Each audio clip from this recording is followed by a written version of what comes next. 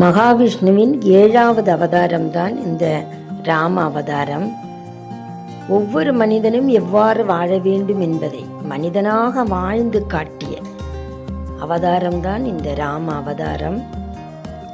விஷ்ணு சகஸ்ரநாமம் 1000 நாமங்கள் கொண்டது. இந்த 1000 நாமங்களை கூறுவதற்கு பதிலாக ஒரே ஒரு மந்திரத்தை நாம் கூறிவிட்டால் போதும். அந்த 1000 நாமங்களை கூறிய பலன் நமக்கு கிடைத்துவிடும். எம்பெருமானாகிய சிவபெருமான் பார்வதி தேவிக்கு விஷ்ணு சகஸ்ரநாமத்திற்கு பதிலாக இந்த ஒரே ஒரு மந்திரத்தை கூறினால் போதும் என்று கூறி ஒரு மந்திரத்தை உபதேசம் செய்து கொடுத்தார். அந்த மகா மந்திரம்தான் இது. ஸ்ரீ ராம ராம ராமேதி ரமே ராமே மனோரமே சகஸ்ரநாம தத்துல்யம் ராமநாம வரானனே. இந்த நாமத்தின் பொருளை பார்ப்போம். அழகிய முகத்தவளே, ஸ்ரீ ராமா ராமா ராமா என்று மனதுக்கு இனியவனாகிய ராமனிடத்தில் நான் ஆனந்தம் அனுபவிக்கிறேன். அந்த ராமநாமம் சகஸ்ர நாமத்திற்கு சமமானது என்று பார்வதி தேவியிடம் ராமநாமத்தின் மகிமையை சிவபெருமான் கூறி மகிழ்ந்தாராம். அப்பேற்பட்ட மகத்துவம் வாய்ந்ததுதான் இந்த மகா மந்திரம். இந்த மகா மந்திரத்தை நீங்கள் ஸ்ரீராம நவமி அன்று மனப்பாடம் செய்து கூறுங்கள். உங்களுக்கு 1000 விஷ்ணு சகஸ்ரநாமம் கூறிய பலன் கண்டிப்பாக கிடைக்கும். இதை இன்னும் எளிமையா சொல்லணும்னா 3 முறை ராமா ராமா ராமா என்று கூறினாலே 1000 விஷ்ணு சகஸ்ரநாமங்கள் கூறிய பலன் நம்மளை வந்தடையும். அது எப்படி கிடைக்கும் தானே யோசிக்கிறீங்க. அதை பற்றி விளக்கமாக சொல்லித்தரேன். இந்த ராமா என்ற இந்த நாமத்திற்கு ஒரு எண்ணிக்கை இருக்கிறது. ரா என்பதற்கு 2, மா என்பதற்கு 5. 2 × 5 10. ராமா என்று ஒரு முறை சொல்லிவிட்டால் 10. அப்பொழுது 3 முறை ராமா ராமா ராமா என்று சொன்னால் 10 × 10 × 10, அப்படி 1000 கிடைக்கிறது. எனவே 3 முறை ராமா ராமா ராமா என்று கூறிவிட்டால் 1000 விஷ்ணுவின் நாமங்களை கூறிய பலன் நமக்கு கிடைத்ததாகிவிட்டது.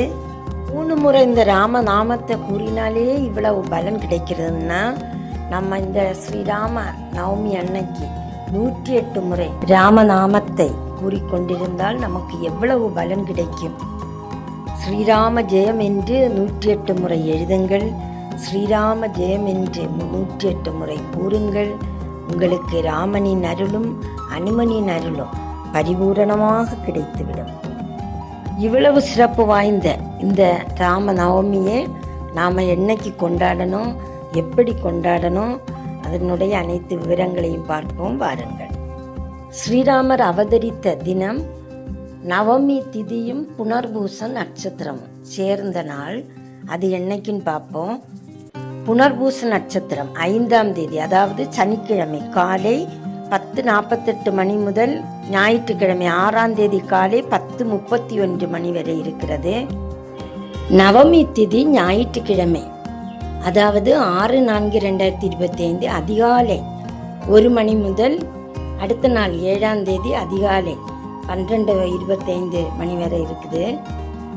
ஆனால் ஸ்ரீராமர் அவதரித்த நாள்னு சொன்னால் அது நவமியும் புனர்பூசமும் சேர்ந்து வர்றது.